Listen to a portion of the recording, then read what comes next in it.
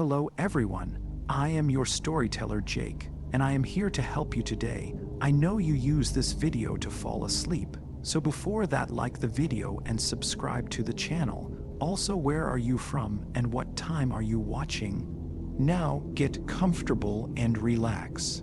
I never thought much about hitchhiking, not back then, not in 1979. It was just something everyone did. You stick out your thumb, a car pulls over, and that's it. Easy. It didn't seem dangerous, not really. I mean, sure, we heard stories, but they always felt distant, like things that happened to someone else, somewhere else. Not here, not to people like me. I was 17, too young to be careful, too old to be scared. I was heading home from Redondo Beach, sunburnt and tired, my hair still damp from the ocean, my skin sticky with salt. The bus had already come and gone, and I didn't have money for a taxi. Walking all the way home would have taken hours. So I did what I'd done a dozen times before. I stuck out my thumb. The van slowed before I even had the chance to lift my hand all the way up. It was old, a pale blue color with a sliding door on the side. The kind of van you see parked outside hardware stores or packed with surfboards near the beach. Just a regular, boring van. Inside were two men. The driver leaned toward the open window and grinned at me. He had dark, messy hair and a mustache, his teeth slightly yellowed, his eyes crinkling at the corners like he smiled a lot. The man in the passenger seat was leaner, quieter, his blonde hair slicked back. He didn't smile. "You need a ride?" the driver asked. For a second, I hesitated, not because they seemed dangerous. They didn't. If anything, they looked like someone's uncles. But something about how fast they stopped, how eager they seemed. It gave me a weird feeling. But then the driver chuckled. "Come on, don't be scared. We're heading that way anyway." And just like that, the weird feeling was gone. I climbed in. The inside of the van smelled like cigarettes and old leather. The driver introduced himself as Larry. "Larry Beataker," he said, though I barely paid attention to the last name. The quiet guy was Roy. "Where you headed?" Larry asked, pulling back onto the road. "Just a few miles up," I said, "near Torrance." "That's perfect," he said. "We're going past there. We'll get you home safe." And I believed him. The first few minutes were fine. The radio was playing softly, some old rock song I didn't recognize. Larry made small talk, asked where I was coming from, if I liked the beach, if I had a boyfriend. Just friendly questions. Roy, though, barely spoke. He just sat there, picking at his nails, occasionally glancing back at me through the side mirror. Then, something changed. Larry turned onto a smaller road, not a highway, not even a main street, a back road. I felt the shift immediately. The way the trees got denser, the streetlights disappeared. The pavement turned rougher, the sound of the tires crunching over dirt. "This doesn't look like the way to Torrance," I said. Larry laughed. "Shortcut." I swallowed. My mouth was dry. I wasn't stupid. I knew this wasn't right. I looked at the door handle. I could yank it open, I thought, jump out, but the van was still moving and Roy was sitting so close, watching. Larry reached down, fiddled with something. I heard a metallic click. The doors, he had locked them. Something cold ran down my spine. I opened my mouth to say something, but before I could, I felt it, a hand, moving fast, grabbing the back of my head, yanking me down, and then everything went dark. I didn't even have time to scream. 1 second, I was sitting there stiff, tense, realizing too late that I had made a mistake. The next, my face was shoved into something rough and scratchy, pressing hard against my mouth and nose. A rag, thick, musty fabric that smelled like old chemicals, suffocating me. I thrashed.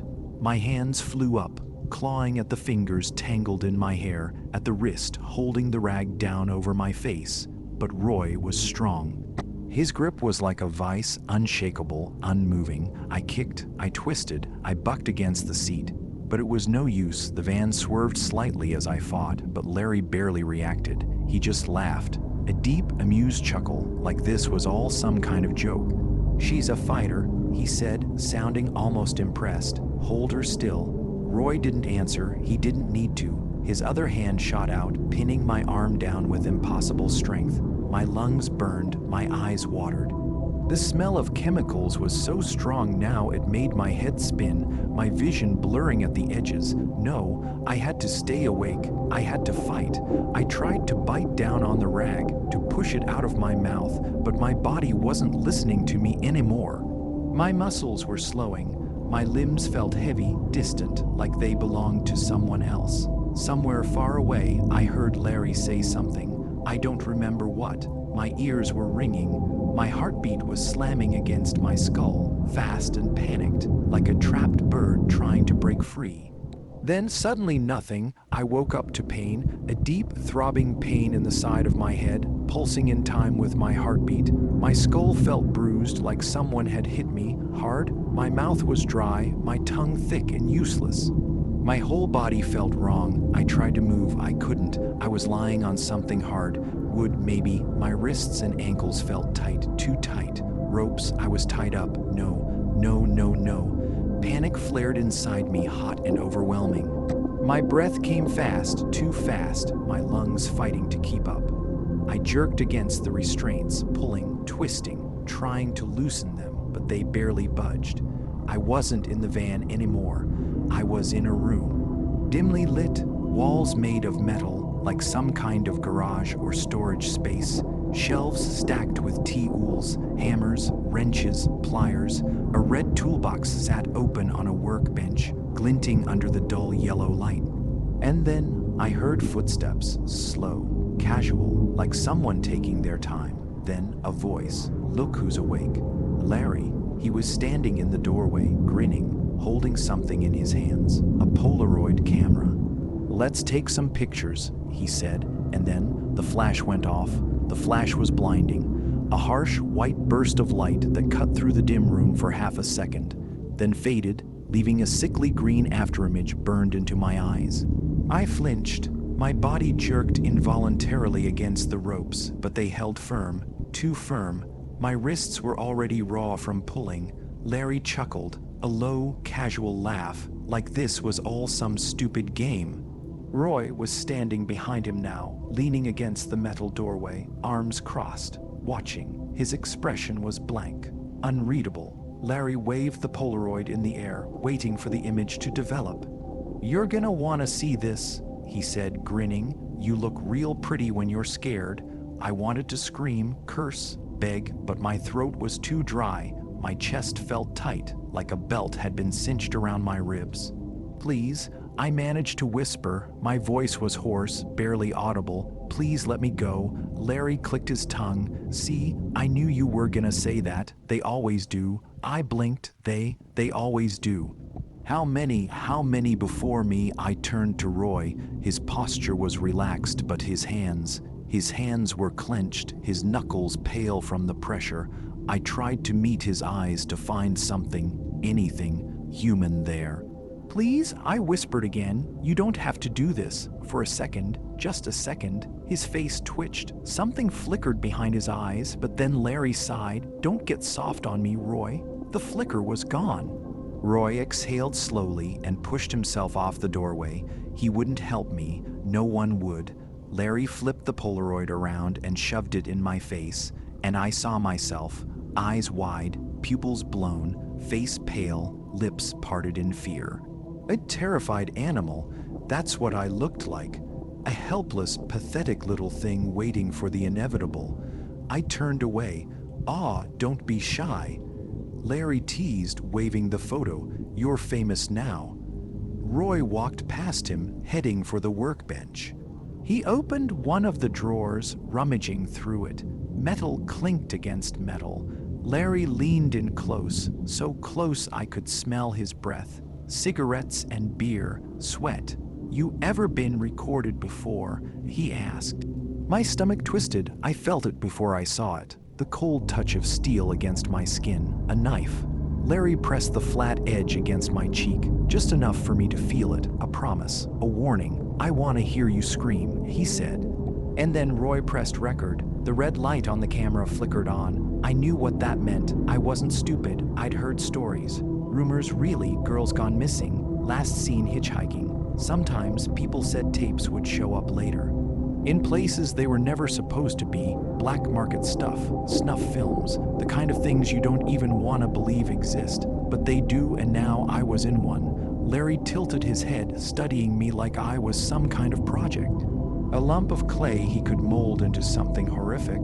The knife in his hand twirled lazily between his fingers, the tip flashing under the dim light. "I want to know something," he said. "You a screamer or a silent crier?" I didn't answer. I was too busy trying to breathe, trying to think, trying to figure out a way out of this, because there had to be a way out, right? There's always a way out. I glanced at Roy. He had the camera steady, pointed right at me. His face was blank, but his breathing was just a little too shallow. Larry smirked. "You know what I love, the ones who think they're gonna get away. They fight, they struggle, and then..." He made a motion with his hands like something snapping in half. "Something changes." My stomach twisted. "I bet I know what you're thinking," he continued, "that maybe Roy here is the weak link, that maybe, if you beg enough, he'll let you go." My throat felt tight. Larry grinned wider. "Go on, try it." I didn't want to, but I did, because what else could I do? I turned my head, just slightly, toward Roy. His hands were steady, but his eyes, they weren't as cold as Larry's. And so I whispered, "Please." Larry laughed. Slapping his knee like this was the funniest thing he'd ever seen. Roy didn't move, didn't say anything. For a second, the silence stretched so long I thought, maybe there was something left in him, some small part that hadn't rotted away. But then Larry's hand whipped out fast, the blade of the knife pressed against my collarbone, not cutting, not yet, just pressing. "Threatening, you keep your eyes on me," Larry said. His voice was still light, still teasing, but I could hear it now, the edge underneath, the part that said, "I will gut you like a fish if I feel like it." I swallowed, my breath hitched. Roy shifted slightly, barely. His grip on the camera was just a little tighter, and Larry noticed. His eyes flicked to him, a small, knowing glance. Then he smiled, like he had just thought of something brilliant. "Actually," he said, "I think Roy should go first." I froze. Roy's head snapped up. Larry grinned, twirling the knife between his fingers. "What do you think, bud? You've been recording long enough. Don't you want to be in the movie?" Roy didn't answer, but the way his jaw clenched, the way his fingers twitched just slightly at his sides, I saw it, a crack, tiny, almost invisible, but it was there, and in that moment, I knew he didn't want this.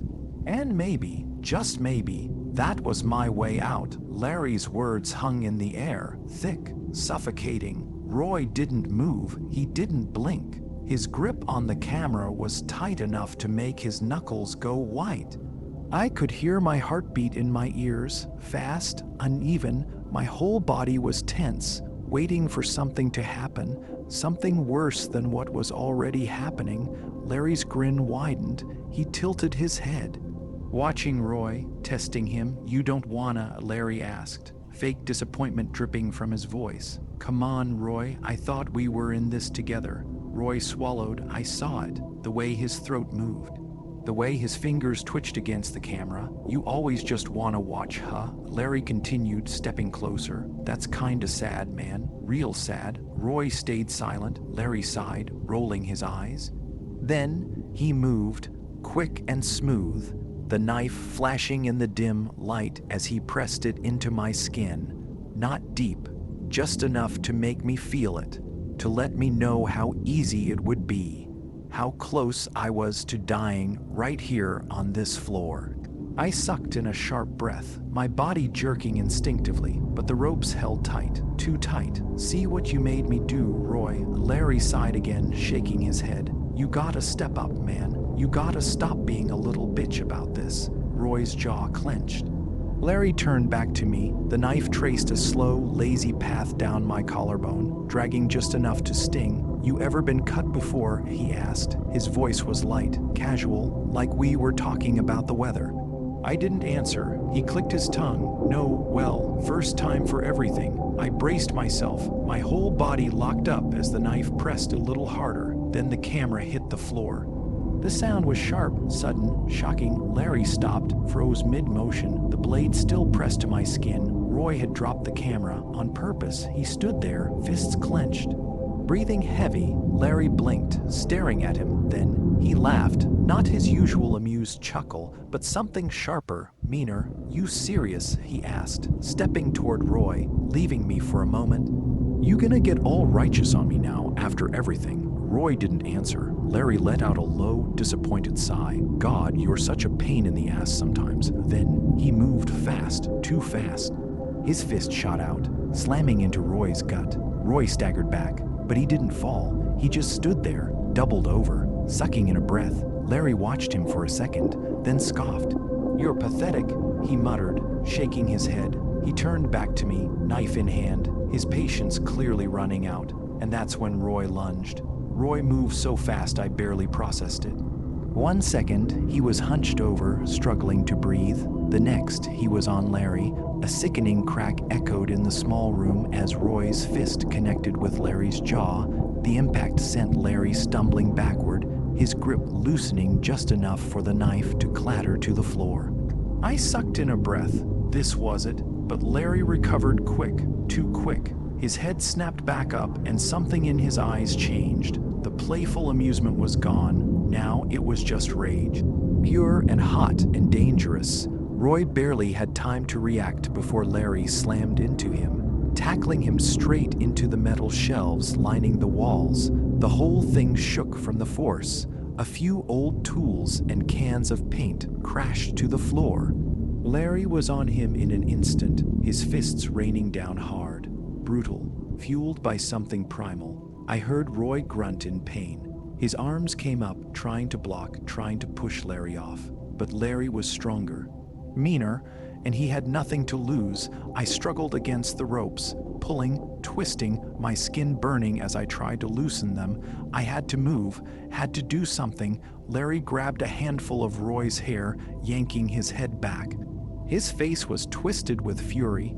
"You wanna play hero now, huh?" he spat. "You think you're better than me?" Roy didn't answer. He was breathing hard, his face already starting to bruise. Larry slammed his head into the wall. A thud, then another. Roy's body went slack for a moment, his hands gripping weakly at Larry's arm. My pulse roared in my ears. Larry was gonna kill him. He was gonna kill him right here, right now, and I'd be next. I yanked harder against the ropes. My wrists were raw, slick with blood now, but I didn't care. Then my fingers brushed against something, cold metal, the knife. It had landed near my feet when Larry dropped it, and now I had it. My heart pounded as I fumbled to angle it right, pressing the blade against the ropes, sawing, twisting, pulling. Larry didn't notice. He was too busy with Roy, too busy letting out years of built-up rage. Ungrateful little shit. Larry muttered, his grip tightening. "I let you be a part of this. I let you in, and now you're turning on me." He reached for something, a wrench from the shelf. No, no, no, no, no, no, the ropes snapped. I didn't think. I didn't hesitate. I moved. Larry raised the wrench, ready to cave Roy's skull in, and I plunged the knife into his back. The knife sank in easier than I expected. I felt the resistance of flesh, muscle, then the horrifying give as the blade slid deep into Larry's back. For a second, he didn't react. His whole body just locked up, like his brain was struggling to process what had just happened. Then he screamed, a raw, guttural, animal sound, the kind that doesn't sound human. His grip on the wrench loosened. His body staggered forward, but he didn't fall. I yanked the knife out. Blood sprayed across my hands, my clothes, warm and thick and real. Larry turned, his face twisted into something monstrous, pure hate, his teeth bared, eyes burning with fury and pain. "You little," he lunged, but Roy was faster. Roy surged up from the floor, his hand grabbing the wrench Larry had dropped, and with one brutal swing, he brought it down across the side of Larry's face. crack, Larry's whole body jerked sideways. His legs wobbled. Blood gushed from his nose, his cheek, but he was still standing. I didn't hesitate. I stabbed him again, this time in the side. Larry let out a choking sound, a wet gasp. His knees buckled. Roy grabbed him by the shirt, shoved him hard. Larry's back hit the shelves. He slid down, his breathing ragged, shaky. His mouth opened, like he wanted to say something, but then his head just slumped forward and he stopped moving. Silence. For the first time since this nightmare started, the room was completely silent. I didn't breathe. I didn't move. I just stared at him, waiting. Was he dead? Roy was panting beside me, blood dripping from a cut on his temple, hands still clenched around the wrench. I swallowed hard. My whole body was shaking. Then Roy grabbed my arm. "We have to go," he whispered, his voice low, urgent. I nodded, but my eyes stayed on Larry. Something felt off. Something didn't feel done. I should have known that monsters like Larry don't die that easily. Roy pulled me toward the door, his grip tight, urgent, but I couldn't stop looking at Larry. His body was slumped, motionless. Blood pooled around him, a lot of blood. His head hung at an awkward angle, like a puppet with its strings cut. It should have been over. It felt like it was over, but something inside me screamed that it wasn't. "Come on," Roy hissed. He was already pulling the door open, his other hand gripping my wrist. I forced my legs to move. My body felt numb, like I wasn't fully inside it. We stepped into the hallway. The air felt thick, heavy, like the whole house was holding its breath. My pulse was still racing, adrenaline still burning through my veins. We had to get out now, but then a sound, a deep, wet, gurgling sound. I froze. Roy froze slowly. I turned my head back toward the room, and Larry moved. His fingers twitched, barely. Then his head snapped up. His face was a mess of blood, one eye swollen shut, lips cracked and slick with red, but his other eye wide open and staring directly at me. I couldn't breathe. Larry's lips curled into a slow, shaking smile. Then he started laughing, low at first. Just a raspy chuckle, then louder, deeper, more unstable. Roy took a step back. Larry's body lurched forward. He shouldn't have been able to move. He shouldn't have been able to do anything after what we did to him. But he did. He dragged himself up, one hand gripping the shelf, the other pressed to his stomach where I'd stabbed him. Blood leaked between his fingers, soaking into his shirt, but he didn't care. He wasn't human anymore, not really. You thought that was enough, he rasped. His voice sounded wrong, like something was cracking inside him with every word. You thought you could just leave. I took a step back. My whole body screamed to run. Roy grabbed my arm. Go, go. We bolted. The hallway stretched in front of us. Too long, too dark. The front door was ahead, so close. I could hear Larry behind us. Not running, just following, like he knew there was no escape. Like he knew we would never make it out of here alive, and maybe he was right. We ran. I don't remember making the decision. I don't even remember my legs moving. 1 second I was frozen, locked in that nightmare, staring at his face, that blood-covered, broken, twisted grin, and the next I was sprinting. The hallway stretched in front of us, too long, too dark. Every step felt like we were moving in slow motion, like something was pulling us back, like the house itself didn't want us to leave. I could hear him behind us, not running, not shouting, just moving. Steady, unshaken, his boots dragging against the wooden floor. A sound that would have meant nothing before, but now it was the sound of death. I pushed harder. My breath came in short, sharp gasps. My body screamed, my legs burned, but the front door, it was right there. Roy was ahead of me. He reached the door first, his hands slamming against the handle. It didn't budge. No. Roy twisted the knob, rattled it, shoved his weight against the door. Nothing. It's locked, he gasped. I skidded to a stop beside him, my hands slamming against the old wooden surface. I grabbed the handle, yanking, twisting. Nothing. It wouldn't open. I turned, my heart hammering against my ribs. Larry was still coming. Slow, steady, smiling. His body should have been wrecked. He should have been gasping, struggling, bleeding out on the floor. But instead, he moved with purpose, like the pain didn't matter, like we were the ones trapped. And he was in control. A deep, wet chuckle rumbled from his chest. He tilted his head, watching us struggle, watching us panic. "You think you can leave?" he rasped. His voice was broken, filled with something. "Wrong. Something ancient, something hungry." Roy slammed his fist against the door. "Fuck, come on." Larry took another step forward, then another. The blood on his shirt was spreading, but he didn't care. He didn't even seem to notice. I turned frantic. There had to be another way out, a window, a back door. Something, and then the basement. The thought hit me like a punch to the gut. It was stupid, but it was the only option. "Roy," I gasped, grabbing his arm. "The basement. There's a door to the backyard down there." His eyes snapped to mine, filled with hesitation, with fear, but there was no time to think. We ran. The basement door was down the hall, half open, a dark void leading into God knows what. But it was our only shot. We hit the stairs hard. The wooden steps groaned under our weight as we stumbled down, nearly tripping over each other in the rush to escape. The air was colder down here, damp, heavy, filled with the scent of old wood and mold, but I didn't care. The back door was ahead. I could see it. A few more steps, and we'd be free. Then I heard it. A creak, not from behind us, from below. Roy froze. So did I. We weren't alone down here, and then a whisper, low, breathy, right beside my ear. "You're not supposed to leave." I turned and saw her.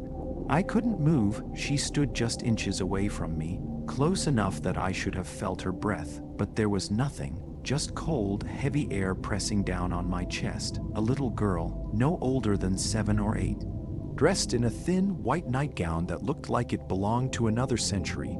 Her skin was pale, too pale, like something that had been left out in the dark for too long. Her hair hung in damp, stringy clumps around her face, and her eyes black, not dark brown, not deep, shadowed pupils, just pure, empty black, like twin holes cut into reality itself. I couldn't breathe. Roy hadn't noticed her yet. His focus was locked on the basement door ahead, his chest rising and falling like he was about to take off running. But I was stuck, frozen, because the girl was smiling, a soft, eerie little thing. The kind of smile kids give their parents when they know they're about to do something really bad. She tilted her head, staring up at me. Then she whispered, in that same soft, breathy voice he likes it when they run. The floor above us creaked. My stomach dropped. Larry. He was still up there, still coming. I grabbed Roy's sleeve, jerking him back. He flinched. "What the hell?" I didn't answer. I just pointed, and then he saw her. The moment his eyes landed on the girl, his face drained of color. His breath hitched, like he wanted to scream but couldn't. The girl's head snapped toward him, her smile widened. Roy took a step back. "What the fuck is that?" Thump. We both jumped. It came from above. Another step, louder. Larry was getting closer. Roy turned, panic flashing across his face. "We need to move now," but I still couldn't look away from her. She was giggling now, soft, muffled, like a sound drifting through water, and then, slowly, she raised her hand, pointing toward the back of the basement. The shadows in the farthest corner shifted. Roy saw it too. I felt his body tense beside me. Something was moving back there, not walking, not crawling, slithering. The darkness itself seemed to breathe. Pulsing, stretching, something inhuman pulling itself forward. The girl lowered her hand. Her giggling stopped, and then, in the most casual, innocent tone imaginable, she whispered, "You shouldn't have come down here." The shadows lurched. Something huge came crawling out, and it had no face. I wanted to scream. I should have screamed, but my throat locked up so tight I could barely breathe. Roy grabbed my arm, yanking me backward, but I was frozen, stuck between the thing crawling out of the shadows and the sound of Larry's footsteps creaking closer from upstairs. The girl just stood there, smiling that eerie little knowing smile, like this was all some game she'd seen play out before. Like she already knew exactly how it would end. And whatever was moving in that blackness behind her, it wasn't human. I could see the outline now, dragging itself forward, its limbs wrong, too long, too thin, joints bending in ways that made my stomach turn. The basement was dark, but the way the shadows moved around it made it worse, like it wasn't stepping through the darkness, but was part of it. Then I saw its face, or I guess the lack of one. No eyes, no nose, no mouth, just a smooth, featureless stretch of skin where a face should have been, like something had pressed its hand against wet clay and erased it. And yet, I could feel it looking at me, watching, waiting. Roy was still pulling me, his voice sharp, panicked, "Dude, move," but I couldn't, because the thing in the shadows wasn't alone. Behind it, barely visible in the darkness, were more, a dozen, maybe more, all of them just standing there, featureless faces turned toward us, their bodies shifting in place like they were eager, restless, hungry. The girl giggled again. "He's almost here," she whispered. Thump, the floor above us groaned. Larry was at the top of the basement stairs now. I could hear him breathing, heavy, deep, wrong. Roy finally snapped. He let go of me and bolted straight for the back door. I tore my gaze away from the shadows and ran after him. The girl just watched us go, that smile never leaving her lips. We hit the door at full speed. Roy's hands slammed against the handle, twisted, yanked, locked. I felt ice shoot through my veins. No, Roy shoved against it. Nothing. He spun around while died. "Help me, man, help me." I grabbed the handle, both of us struggling to force it open, but it wouldn't budge. It was like the whole house was holding it shut. I turned back toward the basement. Larry was standing on the stairs, not running, not moving, just watching. His face, Jesus Christ, it wasn't his face anymore. His skin had shifted, like something was pushing from the inside, stretching, pulling. His eyes had sunk too deep into their sockets, and his mouth, God, his mouth, it was too wide now, too sharp. And it was grinning. I felt my stomach lurch. That wasn't Larry anymore. It had never been. The girl tilted her head. Her dark, empty eyes locked onto mine. And then she whispered, "You're part of the house now." The lights went out, and everything collapsed into screaming. I could still feel Roy's arm pressed against mine, feel his breath sharp and ragged, but I couldn't see a thing. Just pure, suffocating darkness, the kind that makes you question whether your eyes are even open.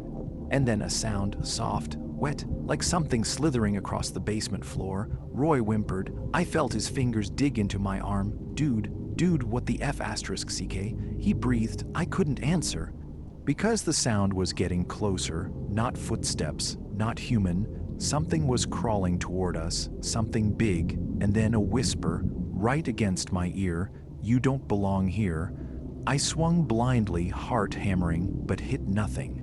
"Roy," I gasped. "We have to." Click. The basement light flickered back on, and I saw it. Jesus Christ. It was right there, not even 2 feet away, that thing from the shadows. Its faceless head tilted at a sharp, unnatural angle, its arms stretched too long, fingers crawling toward my foot.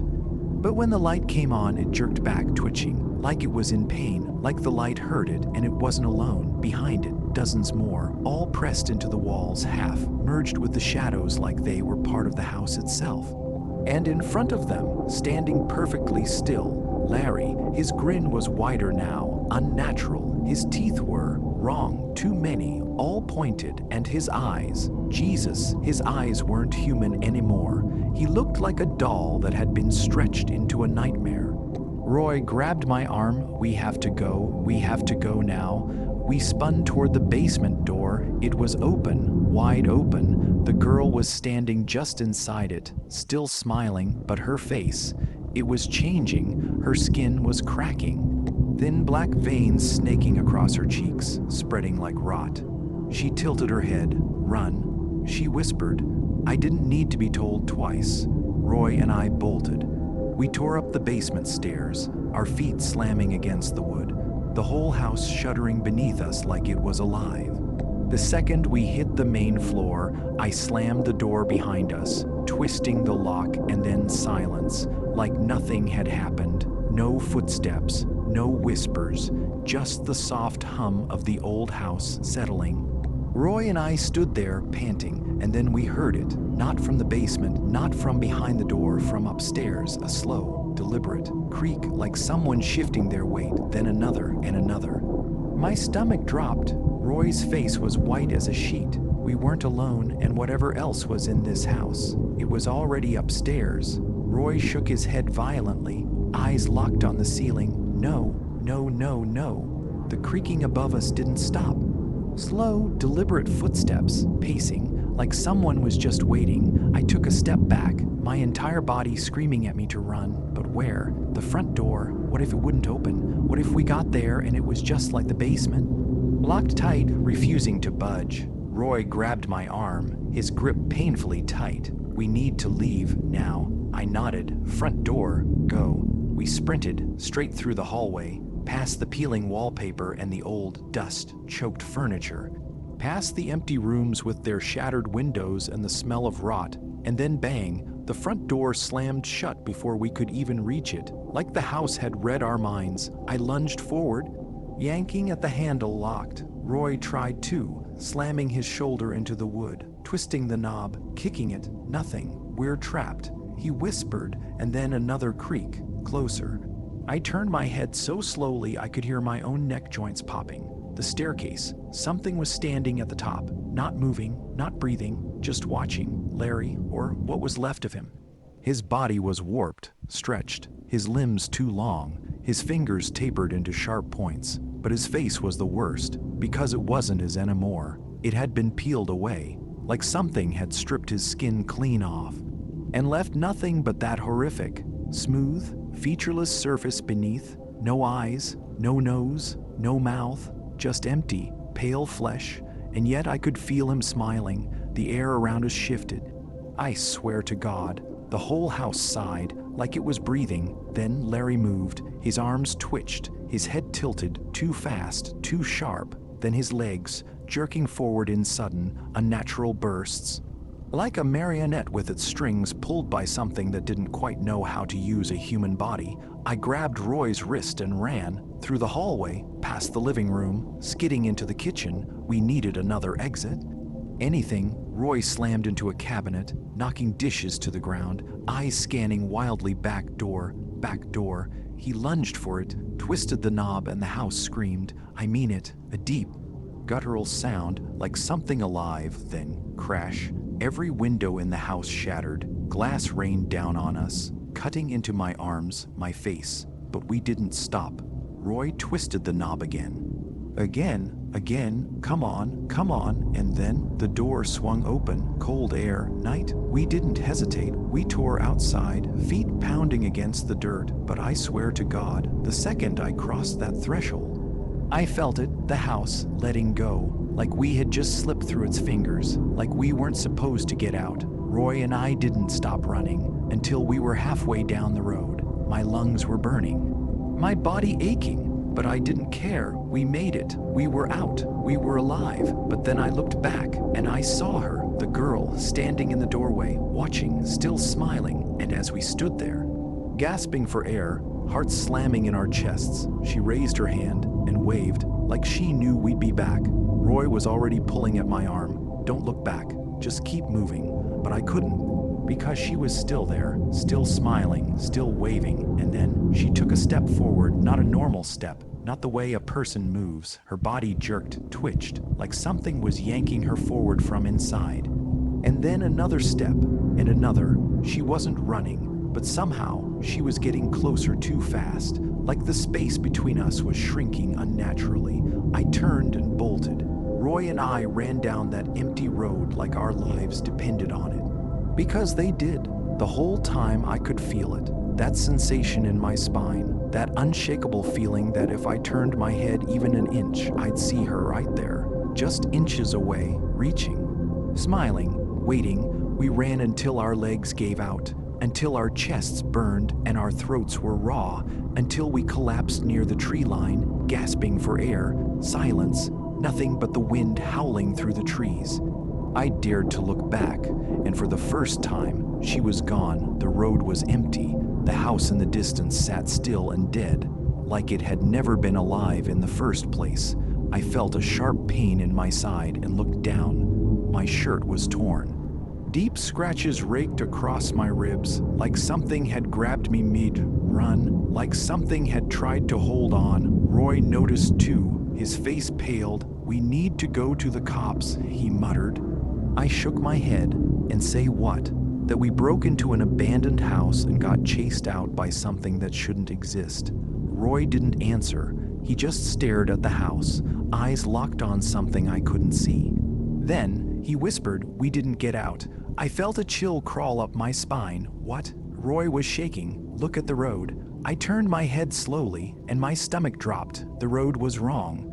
Too long, too empty, and behind us, the trees, they weren't trees anymore. They were walls, rotting wood, broken windows, the smell of damp and decay. The road ahead, it led right back to the house. We never left. We never escaped. The house had just changed around us, twisted reality, stretched it like a cruel joke, and we were still inside, still trapped. Roy started hyperventilating. "No, no, no, no, this isn't real," a whisper, right behind us. Not a voice, not a word, just breathing, slow, wet, shallow, like something was standing right there, just waiting for us to turn around. I squeezed my eyes shut. Roy grabbed my wrist, fingers ice cold. "Don't turn around, don't look." But then something grabbed my shoulder and pulled. The pull was sharp, unnatural, like fingers made of ice were sinking into my shoulder. I couldn't move, couldn't breathe. My body was frozen stiff. Roy was still gripping my wrist, his hand trembling violently. "Don't turn around," he whispered again, his voice barely holding together. "Whatever happens, don't look." But I could feel it, that thing standing behind me, pressing closer, its breath damp and shallow against my skin, and then it spoke, but not in words. In laughter, a dry, rasping giggle, too light, too playful, like a child mocking me, but underneath it, something darker, wetter, hungry. I felt the pressure on my shoulder tighten. Nails pressing into my skin, not human nails, too long, too jagged, like broken bone. Roy was still whispering, chanting under his breath like a desperate prayer, but I was already slipping. I don't know how to explain it. One second I was standing there, stiff with fear, and the next I was somewhere else, not in my body, not in the house, but somewhere deeper, somewhere beneath it. I saw flashes, moments that weren't mine. A girl sitting in a dusty room, whispering to the walls, giggling into the dark. A man hammering nails into a wooden door, screaming at something to stay inside while his hands bled from the splinters. And then a child, small, frail, standing in front of a mirror, and their reflection didn't match. I saw the girl's face twist, morph, her eyes stretching wider than they should, her mouth curling into a jagged glint, teeth too sharp, too uneven, like broken glass. And then she spoke, her voice dripping with something rotten, something wrong. "Don't look, but I already see you." I snapped back, a sharp pain in my chest. Like my soul had been stuffed back into my body too fast. Roy was shaking me hard. "Don't listen to her," he was screaming, his eyes wild. "You're not her, you're not." The grip on my shoulder tightened to a painful vice. My body lurched backward. Roy's grip slipped, and then darkness, cold, suffocating, endless darkness. I wasn't in the house anymore. I wasn't anywhere. I was nowhere, and in that nowhere, something breathed. Something moved, and I knew I wasn't alone. The darkness was heavy, thick, like wet fabric wrapping around my skin, suffocating me. I couldn't move, couldn't breathe, just falling endlessly through nothing. But then, a whisper, not from the void, from inside me. "I see you now." I tried to scream, but my voice was gone, stolen, swallowed by the blackness. And then hands, hundreds of them, small, fragile, tiny fingers reaching out from the dark, pressing against my skin, my arms, my face. They weren't grabbing me, not yet. They were feeling, touching, like they were trying to recognize me, trying to remember. And then the giggle, high-pitched, playful, but rotten, wrong. "You almost got away." I knew that voice. I had heard it before, back in the house, behind the mirror. In the walls, the girl, the thing pretending to be a girl. You shouldn't have looked, she whispered, her breath cold against my ear. Now you're here, and you'll stay here, forever. I tried to move, to run, but the hands squeezed tighter, and then the darkness ripped open, like tearing fabric, like splitting flesh. I was thrown back into the house, or at least what was left of it. The walls were wrong. They pulsed, breathed, the wood rotten and shifting like living tissue. The hallway stretched too far. Doors melted into the floors. The ceiling sagged like a mouth ready to swallow me whole. And standing in front of me, Roy, but not Roy, his face was slack, his eyes wide and empty, his mouth hanging open, but no breath, no sound. He was staring at me, or rather, something behind me. Slowly, painfully, I turned my head, and she was there, no longer a shadow, no longer just a voice. She had a face now, and it was mine, a twisted, stretched, laughing version of me. She grinned. Too wide, too full of jagged teeth, and then she spoke. You looked, and now you belong to me. The floor cracked open beneath me, and I was falling again, but this time, I wasn't alone. She was falling with me.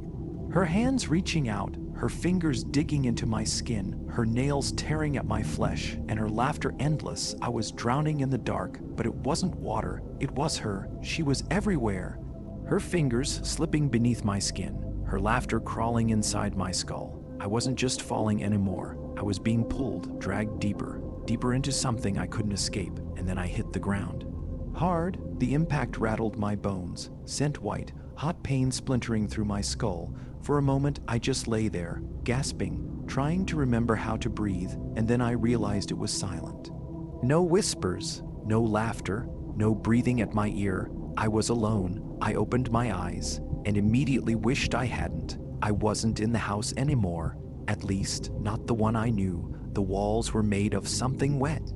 Pulsing, twitching like raw muscle, the floor sank beneath my weight, shifting like old flesh. The ceiling wasn't a ceiling at all. It was an eye, a single massive eye staring down at me, lidless, rotting, its pupils stretching wider and wider, like a mouth opening to swallow me whole. I scrambled to my feet, heart slamming against my ribs. There was a door, far at the end of the hall, but the hallway wasn't right. It bent, twisted, stretched too long, shifting like something alive, but I didn't care. I ran. My footsteps squelched against the fleshy floor. The walls trembled with every step. The eye above me twitched. I didn't dare look back, because I knew she was behind me. I could hear her, the slow, dragging sound of her bare feet on the wet floor, the quiet little giggle that never seemed to come from just one place. You're running. Her voice was closer than it should be, but you already know. You can't leave. I reached the door, edged it open, and froze. I was back in the hallway, the same hallway I had just run through. But this time it was full of people, or at least things that looked like people. They lined the walls, standing shoulder to shoulder, completely still. Their eyes were wide, hollow, their mouths slightly open, but their chests didn't move. They weren't breathing, they weren't alive, and every single one of them looked exactly like me, hundreds of me, all staring, all waiting. I stepped back, my throat dry. Then, as one, they smiled, and in their voices, my own voice, you looked, now you're one of us. I turned to run, but she was already there, face to face with me, her mouth stretching wide, her eyes swallowing everything. I didn't even have time to scream. She reached out, her fingers sinking into my skin, and pulled. The moment her fingers sank into my skin, I felt it, something tearing, unraveling, pulling me apart thread by thread, not just my body, me. She wasn't dragging me into the dark this time. She was taking something I couldn't get back. I tried to scream, to fight, but my body wasn't mine anymore. I could still see, still feel, but I wasn't moving. She stepped forward, tilting her head, my head, stretching my lips into a too wide grin. And I was behind her now, no, not behind, inside, trapped, buried beneath her skin, screaming in a voice no one would ever hear. I watched, helpless, as she turned to the hallway full of me, and one by one, they turned away, not speaking, not blinking, just accepting because they had all been here before. She looked down at her hands, at my hands, flexing her fingers, rolling my shoulders. Adjusting to her new skin, she exhaled once, slow, soft, satisfied. Then she walked out of the house and I was still inside. I tried to move, tried to fight my way back, but the house held me. I felt it shift, settle, accept me into its walls, and in the darkness, the voices started whispering, low, distant, not quite words, not yet, but I knew what they were waiting for, the next one. The next poor soul to step inside, to hear the whispers, to look, and then I would be the one standing behind them. I would be the one whispering, laughing, reaching out with stolen hands. And when they turned, I would finally be free, and they would take my place. Time didn't exist in the house, not anymore. Minutes, hours, days, they all blurred into nothing. I was awake but not alive. Trapped somewhere between being and fading, I could feel the house around me, inside me, breathing me in, pressing me into its walls. I wasn't the first. I knew that now I could hear the others. The ones who had come before me, the ones who had looked, the ones who had been taken, their voices drifted through the house like distant echoes, soft, pleading, warning, but no one ever listened. Because the house doesn't let you hear the warnings, only the whispers, only the laughter, only the thing pretending to be you, and she was out there now, wearing my skin, my voice, my face, living my life like I had never even existed. I tried to fight at first, tried to scream, but my voice was lost in the walls. No one could hear me, no one ever hears, so I waited, and the house waited with me until finally, one night, the door creaked open. Someone stepped inside, a woman, maybe in her 30s, cautious, nervous. She had heard the stories, the legends, the rumors about the house, but she didn't believe them, not really. She was just here for a thrill. A dare, a story to tell her friends later. I felt her before I saw her. The moment her foot crossed the threshold, the house woke up. The air turned thick, suffocating. The temperature dropped. The walls shuddered, stretching, shifting, welcoming her inside. She didn't notice, not yet. She only saw the dust, the broken furniture, the eerie, empty hallways, and when she whispered, "Hello," the house whispered back. She froze, her breath hitched, a shiver crawled up her spine. She wasn't alone, and I was standing right behind her, not because I wanted to be, but because the house made me, because it was my turn now. I reached out, my stolen fingers trembling. I could feel the house pressing me forward, urging me, forcing me. She can't leave, not yet. She has to look, she has to see me, because I need to be free. And the only way out is to take her place. She felt me before she saw me, a shift in the air, the kind of cold that doesn't just prickle your skin, but settles deep in your bones. She turned and our eyes met. For the briefest moment, she didn't react, just stared at me, confusion flickering across her face, like something inside her knew I wasn't supposed to be here. Then the fear kicked in, her breath hitched. Her pupils shrank. She took a shaky step back and I knew. She saw me, not just the shape of me, not just a shadow in the dark. She saw what I had become, and in that moment, the house grabbed her, not with hands, not with force, but with something worse. It wrapped around her, slid into her thoughts, filled her lungs with its whispers. I felt her panic, felt her realizing too late that she had made a mistake. She tried to run. They all tried to run, but the door was already gone. The hallways had stretched longer, twisting, shifting, blocking every exit. There was only one way out, me. I could feel it happening already. The weight lifting from my chest, the house loosening its grip on me. I was letting go, no being let go. Her hands trembled as she reached for the walls, and I could see it in her face. She knew. She understood she wasn't leaving, not anymore, and I could move for the first time in forever. I could move. The house no longer held me back. It was holding her now. I took a step, then another. My body felt real again, solid. Mine, the hallway straightened, the walls stopped breathing, and behind me, she screamed, a deep, broken scream that shattered into a dozen voices, because she wasn't screaming alone. She was screaming with all of them, the ones before me, the ones before her, and now she was one of them too. I didn't look back. I couldn't. I just walked out of the hallway, past the empty rooms, through the front door, into the night. The house didn't stop me. The whispers didn't follow. The moment my feet hit the overgrown grass outside, I knew I was free, and she would be waiting now. Trapped in the house, trapped in the walls, trapped until the next person walked in, until the next one looked, and when they did, she would take my place. The cycle would go on, just like it always has. I never told anyone what happened that night, because how could I? Who would believe me? All I know is this: the house is still there, still standing, still waiting, and one day someone else will walk inside. Maybe for a thrill, maybe on a dare, maybe because they don't believe in ghost stories, and the moment they turn around, the moment they see her, they'll understand. But by then, it'll be too late.